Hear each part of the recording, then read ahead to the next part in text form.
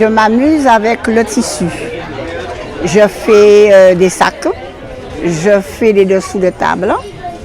Je peux faire des sacs de plage avec serviettes incorporées, c'est ma dernière trouvaille. Mais je fais aussi des tapis de bébés naissants. Et je ne vais pas beaucoup acheter, je fais que des choses qui sont particulières et faites en une seule fois, jamais répétées. Alors moi-même, je ne fais pas de tissus, ce sont des tissus que j'ai achetés. J'ai des tissus qui ont 20 ans, je connais leur histoire. Ce morceau-là a servi au mariage de qui, ce morceau-là a servi. Tous mes tissus restent. Et de plus, maintenant, je ne jette plus mes serviettes de toilette, les usées, je les coupe et je fais des tapis pour mettre devant les toilettes, les water, dans la chambre, dans la cuisine, et je les lave. Comme ça, je récupère tout, je ne jette rien. C'était pour clore le mois de l'autisme.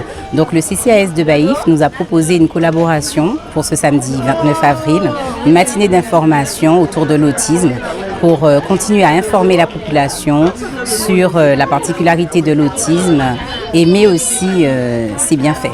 Il y a un gros manque d'informations sur l'autisme jusqu'à ce jour. Il y a un gros manque au niveau de la prise en charge, au niveau du répit en Guadeloupe et en France d'ailleurs. Il faut continuer à sensibiliser la population. Alerter les administrations pour qu'il y ait pour éviter d'avoir un gros retard au niveau du traitement des dossiers, au niveau de la prise en charge pour les enfants, au niveau du répit pour les familles, les aidants. Alors nous avons eu aujourd'hui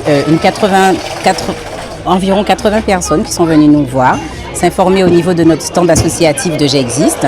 Il y a aussi Madame Nélina Rochelle qui présente son album jeunesse, le CRA qui est avec nous, le Centre Ressources Autisme, et Guajeka qui est venu pour les animations. Donc le public est venu à participer, s'est informé, a même adhéré et nous sommes très heureux. Quelques parents qui sont venus avec des enfants non diagnostiqués, des adultes également non diagnostiqués. Donc nous les avons tout de suite redirigés vers le CRA pour qu'ils aient tout de suite des réponses au niveau de la prise en charge, mais surtout de la reconnaissance.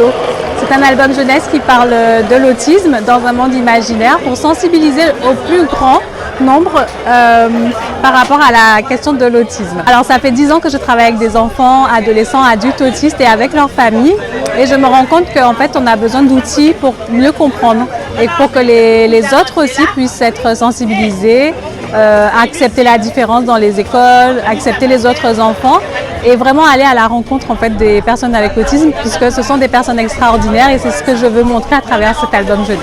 Oui. Alors le livre il a déjà été vendu, il y a des parents qui ont eu des retours très positifs et des enfants aussi qui sont autistes ou qui n'ont pas d'autisme et qui sont très contents de découvrir les aventures de Tisto. Donc je vous invite à en faire autant. Pourquoi Tisto? Tisto, c'est l'autisme à l'envers, donc autiste, Tisto.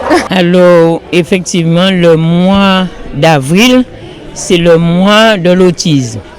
Effectivement, il fallait placer une petite lumière bleue pour une sensibilisation de cette pathologie. Et finalement, comme il y avait des manifestations au Fort Delgrès, à Pointe-à-Pitre, nous avons voulu qu'il y ait aussi une matinée de sensibilisation sur notre territoire. D'autant plus qu'au CCAS, il y a un membre de l'association J'existe qui fait partie du conseil d'administration. Alors avec l'association, nous avons travaillé pour avoir une matinée d'information sur le territoire.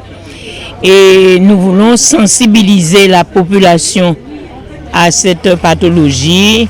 Oui, c'est un handicap, mais nous voyons que ces enfants ont beaucoup de potentialités, ont beaucoup de compétences. On n'a qu'à voir ce que ces enfants organisent et réalisent. Nous voyons qu'ils méritent d'être connus.